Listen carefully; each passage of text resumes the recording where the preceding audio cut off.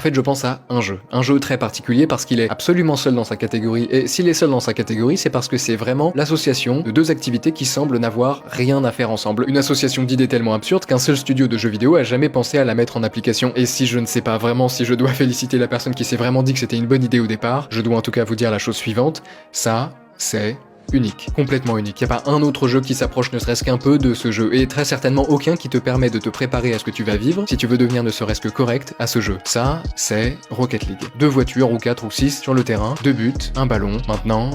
Marc, est-ce que vous avez déjà lancé Rocket League? Si vous êtes là, je pense que vous êtes beaucoup à l'avoir fait, mais je sais aussi que certains le découvrent. Et si pour le moment, vous n'avez pas envie de le lancer, on peut le faire ensemble. Et je peux vous montrer à quoi ressemble l'expérience d'une personne qui lance le jeu pour la première fois, quel que soit son talent ou son expérience sur d'autres jeux. Vous êtes prêts? Ok.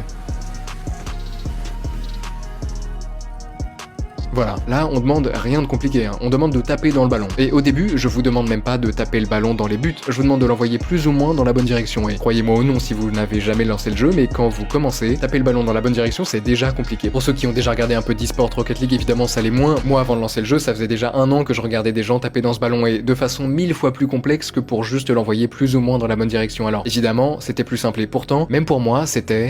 bof, vraiment pas terrible. Et pire que ça, juste toucher la balle, parfois c'était déjà compliqué. Vous savez quoi, le jeu est tellement unique, tellement différent qu'il n'y a pas un autre jeu sur lequel les gens comparent à ce point leurs heures de jeu. Vous verrez, sur Twitch ou dans les commentaires des vidéos Rocket League, c'est compulsif. Ceux qui pensent apprendre plus vite que la moyenne n'ont de cesse de répéter qu'ils ont atteint tel ou tel rang en tel temps, parce qu'il est tellement impossible de transférer des compétences sur ce jeu qu'il est maintenant utilisé comme baromètre de talent. Si tu atteins tel rang en 1000 heures seulement, ça veut dire que tu es doué. Bon, je me permets simplement une petite remarque aux obsédés des heures de jeu, évidemment que le talent joue, mais je doute qu'il joue moitié autant que la manière dont vous passez votre temps sur ce jeu. Et qu'il joue moitié autant d'ailleurs que votre désir de vous améliorer rapidement. Je connais des gens qui, dès les premières heures, ont joué au jeu avec la volonté de devenir très bon, très vite, en regardant des tutos, en prenant des coachings, en s'entourant de pros quand ils le pouvaient, et d'autres qui, après 1500 heures, n'avaient toujours pas lancé le jeu, avec pour autre envie que de déconner avec leurs potes. Voilà, arrêtez de vous comparer au gars d'en face, parce que le gars d'en face, il n'a pas votre histoire, pas votre vie, pas vos envies.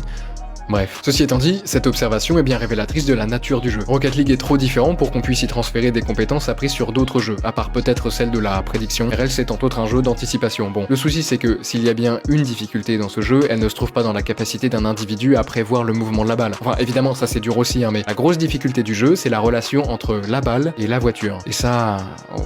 Bon ok, si vous voulez jouer au jeu, je vous montre ce qu'il faut apprendre. Il faut apprendre à taper la balle, puis apprendre à taper la balle dans la bonne direction, puis apprendre à taper la balle vers les buts, puis apprendre à la taper à des timings différents en prenant en compte la vitesse, les rebonds, puis pourquoi pas apprendre à la porter sur son toit. Et si taper la balle est compliqué, je vous laisse imaginer à quel point la porter sur son toit l'est. C'est une succession ininterrompue de micro-ajustements. Pour amener la balle vers la gauche, il faut partir à droite. Pour ralentir, il faut d'abord accélérer pour placer la balle vers l'arrière de la voiture et la ralentir ensuite. Après ça, vous pouvez apprendre à flic la balle, à savoir utiliser vos deux sauts pour propulser la balle. Et des flicks, il y en a des dizaines, des centaines. Puis apprendre à voler difficilement. Et si vous pensez que voler c'est juste décoller et appuyer à droite pour aller à droite et appuyer en haut pour aller en haut, non, parce que il va falloir au bout d'un moment apprendre à air-roll, à savoir utiliser son tonneau aérien et faire tourner sa voiture en même temps. Pour aller à droite, là ma voiture tourne sur elle-même vers la gauche et j'appuie à droite, mais ça c'est seulement le temps d'une demi-rotation, parce que là regardez, ma voiture me tourne le dos, alors si je veux continuer à aller à droite, il faut que j'appuie sur le tonneau gauche et que j'appuie à gauche. Et ça c'est encore une fois seulement le temps d'une demi-rotation, et une demi-rotation ça dure quoi? Même pas une demi-seconde. Et de base quand je disais qu'il fallait appuyer sur tonneau gauche et droite, en fait ce n'est jamais juste appuyer à droite, c'est appuyer à droite et en haut une fraction de seconde, et puis à droite et en bas une autre fraction. Ça dépend, c'est jamais vraiment pareil en fait. Et de toute manière vous ne devez déjà plus aller au même endroit, vous devez vous adapter. La balle à cogner contre un mur ou un joueur arrive et vous cherchez à le contrer. Et ça c'est bien de savoir le faire sans la balle, mais maintenant il faut la porter avec vous, en air dribble. Et vous savez quoi? Avant même de savoir faire ça, il faut apprendre à décoller du mur avec la balle. Et rien que ça peut vous prendre 10,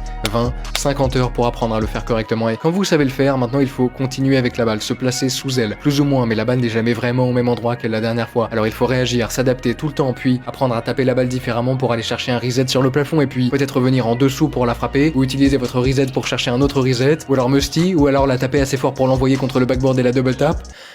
Bref, je crois que vous commencez à voir où je vais en venir. Non seulement c'est très dur, mais surtout, on peut faire tout et n'importe quoi. Dans une situation, il n'y a pas une solution. Dans une situation, vous avez 1000 solutions, 1000 variations et variations de variations. Frapper la balle avec un degré de différence ou avec une fraction de seconde de retard peut tout changer à l'action. Je dis retard comme si c'était une mauvaise chose, mais la vérité c'est que ce retard n'en est pas forcément un. Parce que le joueur de Rocket League s'adapte. Voilà, il s'adapte. Il est conscient que si la balle va là, il peut la suivre, en faire quelque chose parmi 1000 solutions. Parce que, en fait, c'est ce qu'il fait en permanence, voir que sa touche précédente n'est pas parfaite et s'adapter en conséquence. Base. Ok, si je vous dis tout ça, c'est pour vous faire comprendre deux choses. La première, c'est que à ce niveau-là, on est peut-être arrivé en grand champion. Et pour ceux qui ne connaissent pas, grand champion, c'est un peu le saint graal pour le joueur de Rocket League, c'est le 1% de toute la player base. C'est l'élite du jeu. Sauf que, pas du tout. Vous savez, les professionnels du jeu peuvent très sérieusement utiliser le terme grand champion comme insulte sur leur live. Vous savez pourquoi? Parce que le 0,1% est immensément plus fort que le 1%. Et le 0,01% est immensément plus fort que le 0,1%. Et je vous le dis sincèrement, je ne pense pas qu'il existe ne serait-ce que 5 autres jeux sur Terre dans lesquels il y a une telle différence de niveau entre deux valeurs de pourcentage d'une player base. Ok, ça c'était la première chose. La deuxième, c'est que ce jeu n'a pas de limite. En tout cas, les pros sont très